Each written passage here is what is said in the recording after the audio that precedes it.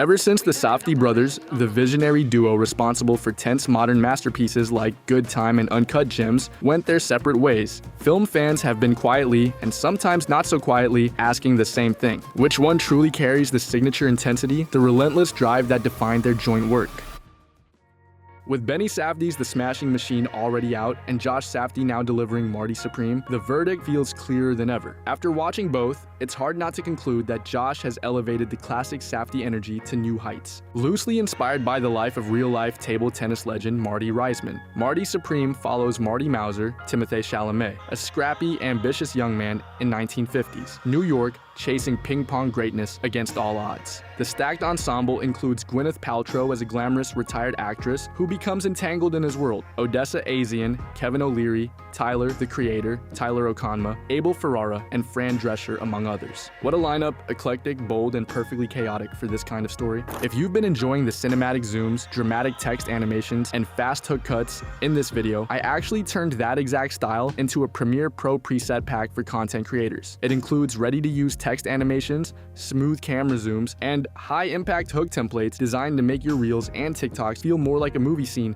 than just another post. If you want your edits to stand out and feel cinematic without wasting hours tweaking effects, you can check the link in the description and start using the same tools I use in my own video. Timothée Chalamet has thrown himself into the promotional whirlwind with the same ferocity his character brings to the table. From orchestrating a massive blimp campaign over Los Angeles to appearing on athlete-focused podcasts, it's all there. Since earning major acclaim, including SAG recognition and strong awards buzz, he's been vocal about his hunger to be remembered among the all-time greats. In pursuit of greatness. I know people don't usually talk like that, but I want to be one of the greats. I'm inspired by the greats. Some might call it over the top, but I respect the commitment. If this bravado draws fresh eyes to an original indie about a niche sport like table tennis, especially younger viewers who might otherwise scroll past, then it's working. More importantly, the role feels tailor-made for him. A chance to flex his full range in a character that's equal parts magnetic hustler and deeply vulnerable dreamer. In many respects, this is the project Chalamet has been building toward. It lets him showcase raw charisma while digging into a layered singular figure. Should the film connect commercially, and early signs, including strong festival buzz at NYFF and solid critical reception, suggest it could, it would mark a major win, proving star power can still carry original, non-IP driven stories in today's market.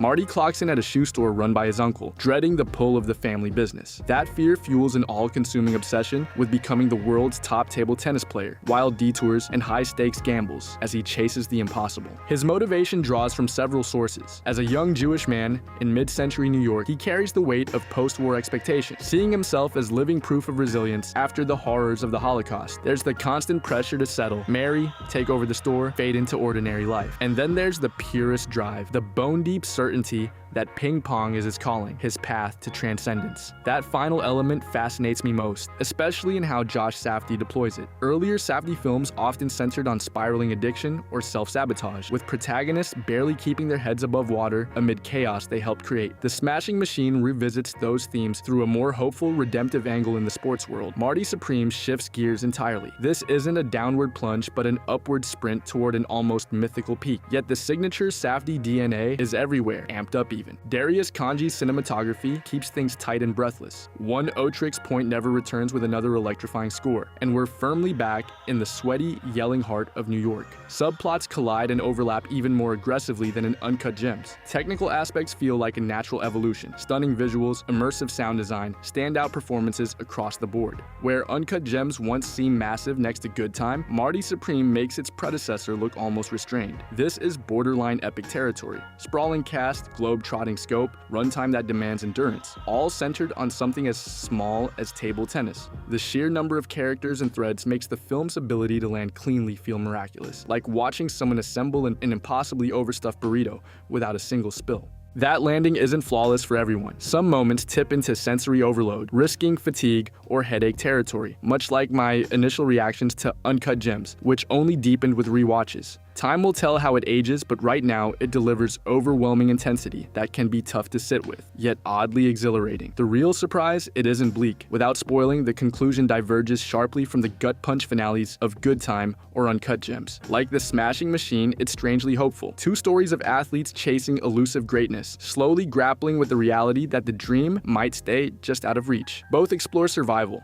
not just in the world, but with one's own ambitions and limitations. Marty Supreme never mocks the hunger for greatness. It honors it even when it's absurd or toxic. Chalamet's off-screen persona starts to feel like an extension of that, part performance, part genuine fire. The film doesn't dismiss the pursuit of the unattainable.